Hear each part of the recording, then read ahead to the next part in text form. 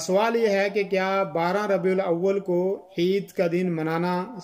درست اور صحیح ہے یا نہیں ہے؟ پہلی بات تو یہ ہے کہ اس میں کوئی شک نہیں کہ اللہ کے رسول صلی اللہ علیہ وسلم سے محبت ہونی چاہیے، اور ہر آدمی کو خوشی ہونی چاہیے کہ اللہ کے رسول صلی اللہ علیہ وسلم آخری نبی ہیں اور ہمارے نبی ہیں، اور آپ صلی اللہ علیہ وسلم پر درود و سلام بھیجنا، آپ سے محبت کرنا، یہ دین کا حصہ ہے۔ اور اللہ کے رسول صلی اللہ علیہ وسلم ہمارے لیے سب سے بڑی خوشی اور مسرت کی بات یہی ہے کہ اللہ کے رسول صلی اللہ علیہ وسلم ہمارے لیے اس دنیا میں نبی بنا کر بھیجے گئے۔ تو کیا اس دن یہ ثابت ہے کہ اسی دن میں اللہ کے رسول صلی اللہ علیہ وسلم کی ولادت باسعادت ہوئی؟ تو اس بارے میں علماء کے درمیان اختلاف ہے۔ حافظ ابن کثیر رحمہ اللہ نے البدایہ والنہایہ کے اندر جو ہے آپ صلی اللہ علیہ وسلم کی ولادت باسعادت کے بارے میں بہت سارے اقوال نقل کی ہیں، اور حافظ ابن کثیر رحمہ اللہ کی بہت ساری کتابیں ہیں، تفسیر بھی ہے ان کی، اور جو ان کی کتاب ہے البدایہ والنہایہ، یہ 14 جلدوں کے اندر یہ کتاب ہے، اور جس کی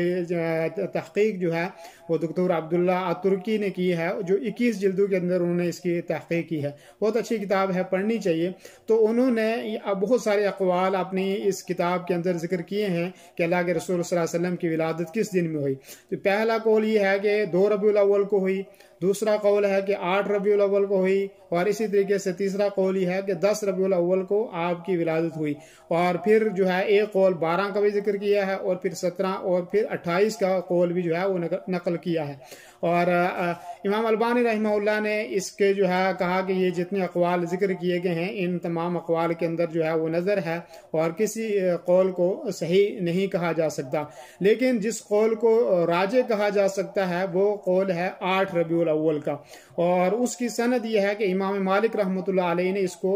صحیح سند کے ساتھ نقل کیا ہے، جس کے راوی جو ہیں محمد بن جبیر بن مطعم ہیں، جو اس کے صحیح راوی ہیں، اور وہ جلیل القدر تابعی ہیں، اور اس لیے کہا جاتا ہے کہ 8 ربیع الاول کی بات یہ زیادہ درست ہے، اور اس کی سند امام مالک رحمۃ اللہ علیہ نے ان سے نقل کی ہے جو جلیل القدر تابعی ہیں۔ تو یہ بات کسی حد تک درست ہے۔ اور اسی طریقے سے سوموار کے دن جو ہے اس میں کوئی شک نہیں ہے کہ سوموار کے دن آپ صلی اللہ علیہ وسلم کی ولادت باسعادت ہوئی، اور اس کے متعلق بھی تحقیق کی ہے کہ جو اس حساب سے جو تاریخ چلتی تھی اس تاریخ کے حساب سے جو 12 ربیع الاول نہیں آتی ہے، بلکہ اس کے حساب سے 9 ربیع الاول آتی ہے۔ اس کی طرف جو ہے محمود بادشاہ الفلکی جو امور فلکیہ کے ماہر تھے، انہوں نے یہ تاریخ کو جوڑا ہے یہاں سے لے کر جو ہے پیچھے تک، اور ثابت کیا کہ یہ 9 ربیع الاول کو آپ صلی اللہ علیہ وسلم کی ولادت ہوئی ہے، 12 کو نہیں ہوئی ہے۔ اور یہ جو ہے امور فلکی کے مصر کے بہت ماہر اور بہت بڑے عالم ہیں یہ، جن کی 1885 کے اندر ان کی وفات ہوئی ہے۔ اور اسی طریقے سے علامہ مبارک پوری رحمہ اللہ نے بہت سارے اور بھی اقوال نقل کیے ہیں۔ تو اس سے ایک چیز تو یہ ثابت ہوئی کہ تاریخ ہمیں پتہ نہیں ہے کہ آپ کی کس تاریخ میں ولادت باسعادت ہوئی، یعنی 12 ربیع الاول کو یقینی طور پہ ہم یہی نہیں کہہ سکتے کہ 12 ربیع الاول ہی آپ کی ولادت باسعادت ہوئی ہے، لیکن اگر اس دن میں ہو بھی گئی تب بھی کیا ہمارے لیے اس دن کو منانا چاہیے یا نہیں؟ تو اس سلسلے میں اللہ کے رسول صلی اللہ علیہ وسلم کی پوری زندگی آپ صلی اللہ علیہ وسلم نے کبھی بھی اس دن کو نہیں منایا، اور نہ منانے کا حکم دیا، اور نہ آپ کے دور میں کسی صحابی نے اس دن کو منایا۔ اب آپ صلی اللہ علیہ وسلم کے بعد خلفائے راشدین کا جو طریقہ اور خلفائے راشدین کا جو عمل ہے وہ ہمارے لیے حجت اور سنت کے درجے میں آتا ہے، لیکن کیا حضرت ابو بکر صدیق رضی اللہ عنہ نے اپنے دور خلافت میں کبھی اس دن کو منایا؟ تو کسی ایک حدیث سے بھی، ضعیف حدیث سے بھی یہ ثابت نہیں ہوتا کہ حضرت ابو بکر صدیق نے اس دن کو منایا۔ حضرت عمر رضی اللہ عنہ نے کبھی اس کو منایا ہو، اس کی بھی کوئی دلیل نہیں۔ حضرت عثمان کی پوری زندگی میں کبھی نہیں منایا گیا۔ حضرت علی رضی اللہ عنہ آپ صلی اللہ علیہ وسلم کے سب سے زیادہ قریبی ہیں، کبھی آپ سے ثابت نہیں کہ آپ نے اس دن کو منایا ہو، اور عشرہ مبشرہ جو صحابی ہیں ان سے کبھی ثابت نہیں ہے۔ اور اس کے بعد جو ہے پورے صحابہ کرام رضوان اللہ علیہ مجمعین کے دور میں کسی صحابی سے بھی یہ مروی نہیں ہے کہ آپ نے اس دن کو منایا اور اس دن کا کوئی خاص طور پر اہتمام کیا، کسی سے کوئی عمل ثابت نہیں۔ حضرت عائشہ رضی اللہ عنہ نبی کریم صلی اللہ علیہ وسلم کے بعد 40 سال تک باحیات رہیں، 40 سال تک اس دنیا میں رہیں۔ ان 40 سال کے عرصے میں کبھی بھی حضرت عائشہ رضی اللہ عنہا نے نہ اس دن کو منایا اور نہ اس دن کے منانے کا حکم دیا اور نہ اس دن میں کوئی خاص قسم کے اہتمام کیا۔ تو صحابہ کرام رضوان اللہ علیہ اجمعین کے بعد تابعین میں، تبع تابعین میں، حتیٰ کہ ائمہ اربعہ میں بھی کسی سے یہ بات ثابت نہیں ہے کہ انہوں نے اس دن کو منایا یا منانے کے لیے کہا ہو یا کوئی خاص اہتمام کیا ہو۔ تو جب صحابہ کرام رضوان اللہ علیہ مجمعین سے یہ عمل ثابت نہیں، جبکہ صحابہ کرام رضوان اللہ علیہ مجمعین سب سے زیادہ اللہ کے رسول صلی اللہ علیہ وسلم سے محبت کرنے والے تھے، سب سے زیادہ آپ صلی اللہ علیہ وسلم کے سے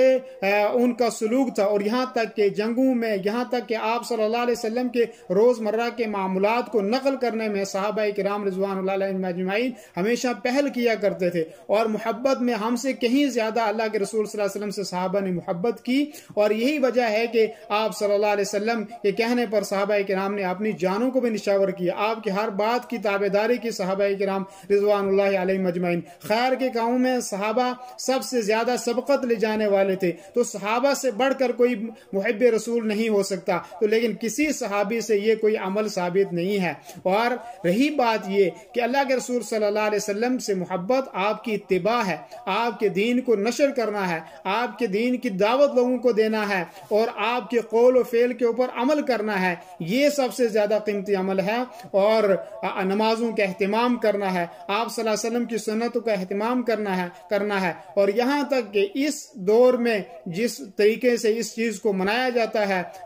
بہت سارے لوگ حتیٰ کہ اس دن میں نمازوں کا اہتمام بھی نہیں کرتے، نماز بھی چھوڑ دیتے۔ بہت سارے ایسے لوگ ہیں کہ جن کا نہ چہرہ نہ حلیہ رسول کریم صلی اللہ علیہ وسلم جیسا ہے، نہ داڑھی ان رسول صلی اللہ علیہ وسلم جیسی ہے، اور نہ کوئی عمل ان کا رسول صلی اللہ علیہ وسلم جیسا ہے، بلکہ لیبرل خیالات لوگ ہیں۔ لیکن بس کیا، جس دن یہ دن آیا تو اس دن کو منانا شروع کر دیا۔ آپ یہ دن آیا کہاں سے، کس نے سب سے پہلے اس دن کو منایا؟ تو فاطمی دور میں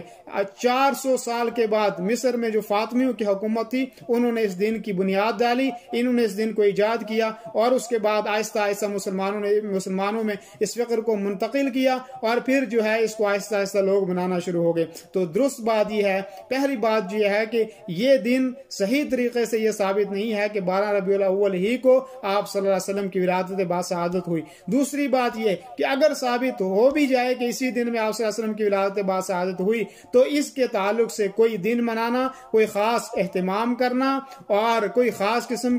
کا ذکر و اذکار کرنا، کوئی خاص کھانے کسی قسم کے بنانے، یا کوئی اور اہتمام کرنا، اس کے آپ صلی اللہ علیہ وسلم سے، آپ کے صحابہ سے، تابعین سے، تبع تابعین سے، ائمہ اربعہ سے اور اہل سلف سے کوئی دلیل اس کی نہیں ملتی۔ جب اس کی کوئی دلیل نہیں ملتی تو ثابت یہ ہوا کہ یہ دین میں ایک اضافی عمل ہے، اور جب دین میں کوئی اضافی عمل ہو تو اللہ کے رسول صلی اللہ علیہ وسلم نے فرمایا کہ جس نے دین کے اندر کوئی نئی چیز ایجاد کی تو وہ مردود ہے، اس کی کوئی حیثیت نہیں ہے۔ تو اس لیے ہمیں اس دن میں ایسا کوئی بھی کام نہیں کرنا چاہیے کہ جس کی اللہ اور اس کے رسول صلی اللہ علیہ وسلم سے کوئی دلیل نہ ہو، آپ کے صحابہ سے کوئی دلیل نہ ہو، اور صحابہ کے بعد خیر القرون سے کوئی دلیل نہ ہو۔ تو اس لیے ہمیں اس کام سے بچنا چاہیے، اور اس کام کو کرنے سے ہمیں پہلے دلیل ڈھونڈنا چاہیے کہ کوئی دلیل ہے یا نہیں ہے۔ تو اس لیے جب اس کی دلیل نہیں ہے تو ہمیں اس کام کو نہیں کرنا چاہیے۔